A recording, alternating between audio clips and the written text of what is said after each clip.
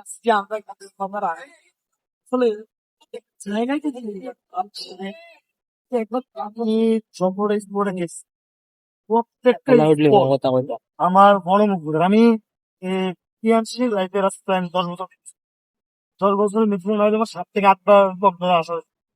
7 থেকে 8 বারে মনে করো আমি যা ভ্রমণ করছি, তো এবারে ভ্রমণ হচ্ছে আমার লাগে সেরা।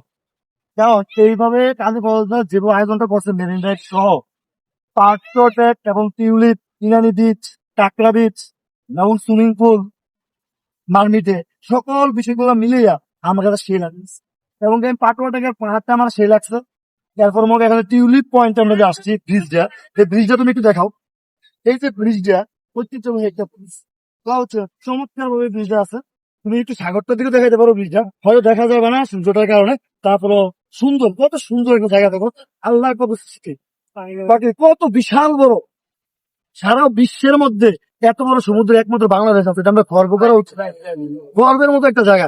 আমি দেখতে গেছি, তাই জায়গায় আমি আসতেছি, ড্রাইভিং করছি শেষ হচ্ছে না। তো আমরা পাটনা যাবো, তো আমরা টেকনাফ পর্যন্ত যাবে, টেকনাফ প্রায় তো অনেক দূর, টেকনাফ তো অনেক দূর, টেকনাফ তো তেতুলিয়া পুরো সমুদ্রটা আমার তো এত ভালো লাগছে ভাই, বুঝাতে পারবো না আমি তোমাদের, বলা হচ্ছে না এদি।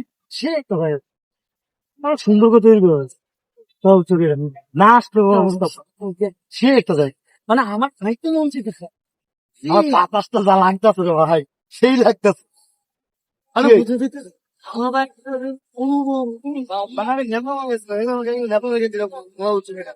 নেপাল মজা নদীও তো ঠিক আছে, কি বলে আর পাহাড়, এটা আমার কাছে ভালো আছে, সমুদ্র আমাদের দুইটা জিনিস একলে হচ্ছে। আমাদের ফিল্ডটা সেই লাগতেছে, আমার দেশ নিয়ে আমি অল টাইম গর্ব করি। আপনারা জানেন আজকে আমরা 3 দিন যাবত কক্সবাজারে অবস্থান করতেছি। কক্সবাজারে নেপালে গেঞ্জি পরে আছে আলহামদুলিল্লাহ। আজকে আমরা এমন একটা স্থান দেখার জন্য আসছি যেটা হচ্ছে টিউলিপ ব্রিজ নামে পরিচিত। আসলে এখানে কক্সবাজার আসার পর থেকে যতটা স্পট দেখতেছি যাইতেছি, আসলে প্রত্যেকটা স্পট মনে রাখার মতো স্মৃতিময় একটা স্পট। আমি সবাইকে বলবো আপনারা আল্লাহ তাআলার এই সৌন্দর্য, এই অপরূপ সৌন্দর্য সবাই দেখবেন, উপভোগ করবেন। আসলে বাড়ি থেকে বাহির না হলে বোঝা যায় না সৃষ্টিকর্তার কত সুন্দর প্রকৃতি তৈরি করে রাখছে আমাদের জন্য, উপভোগ করার জন্য। এজন্য আমি সবাইকে বলবো আপনারা কক্সবাজার আসলে এসব স্থানগুলোতে আসবেন। আসলে মধুময় একটা স্থান, এখানে দিন কাটানোর মতো একটা স্থান। আমার কাছে অবশ্যই খুব বেশি ভালো লাগছে।